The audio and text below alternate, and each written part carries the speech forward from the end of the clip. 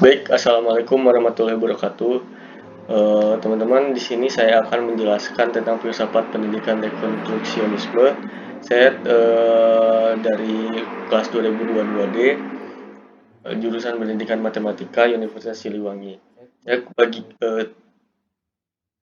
Saya bagian dari kelompok 6 yang terdiri dari 3 anggota, yaitu saya sendiri dan juga 3 pemateri yang lainnya, yaitu Irma Rahayu, Vina Mahmuda. Kita langsung saja ke materinya. Yang pertama kita akan membahas tentang pengertiannya, tokoh-tokoh, ciri-ciri, prinsip, implikasi, inovasi dalam pendidikan, serta kelebihan dan kekurangannya. Oke, di sini ada pengertian rekonstruksionisme. Berasal dari kata rekonstruksi, tersusun dari dua kata, yaitu re yang artinya kembali dan konstruk yang artinya menyusun. Jika keduanya digabungkan, maknanya menjadi penyusun kembali. Baik, di sini ada tokoh-tokoh.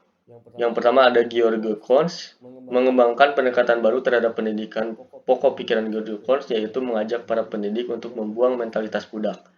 Yang kedua ada Colin Fart. Colin Fart mengembangkan idenya dari Friedrich Bauer tentang sesuatu yang bisa memberikan anak-anak kesempatan untuk mewakili dunia mereka.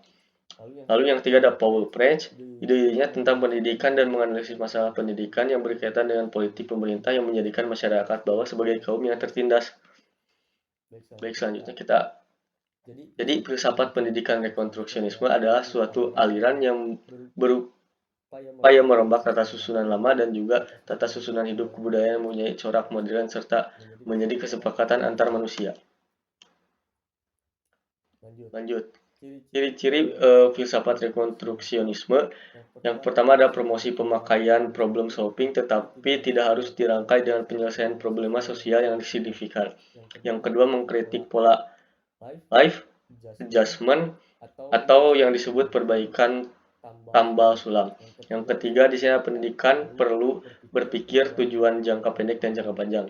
Yang keempat pesimis terhadap pendekatan akademis tetapi lebih fokus pada penciptaan agen perubahan melalui partisipasi langsung dalam unsur-unsur kehidupan.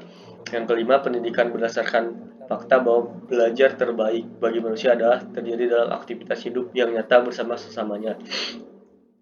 Yang keenam di sini ada learning by doing, belajar sambil bertindak. Lalu di sini ada prinsipnya. Yang pertama ada penciptaan tatanan sosial yang mendunia.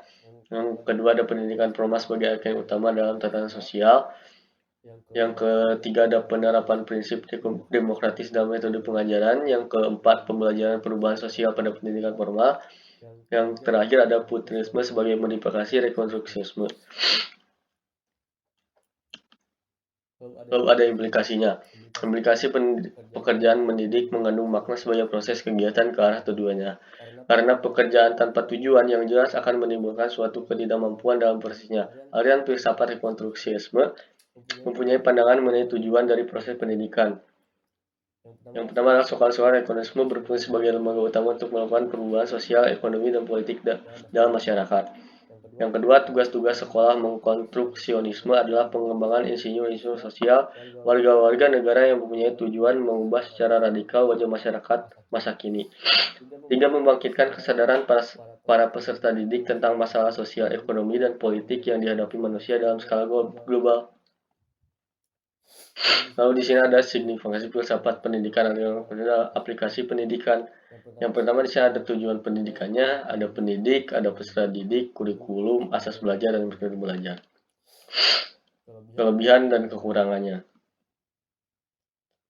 Baik, kesimpulannya dalam konteks pendidikan aliran rekonstruksionisme berupaya melakukan sebuah perombakan dalam aliran yang bertujuan untuk merombak tata susunan lama dan membangun tata susunan hidup kebudayaan yang bercorak modern serta membina suatu konsensus yang paling luas dan mungkin mengenai tujuan pokok tertinggi dalam kehidupan manusia. Adapun upaya yang dapat dilakukan oleh aliran rekonstruksiisme adalah dapat memperbaiki sistem pendidikan supaya tidak terkungkur dalam sebuah pendidikan yang amat tradisional dan tidak dapat menyesuaikan perkembangan zaman.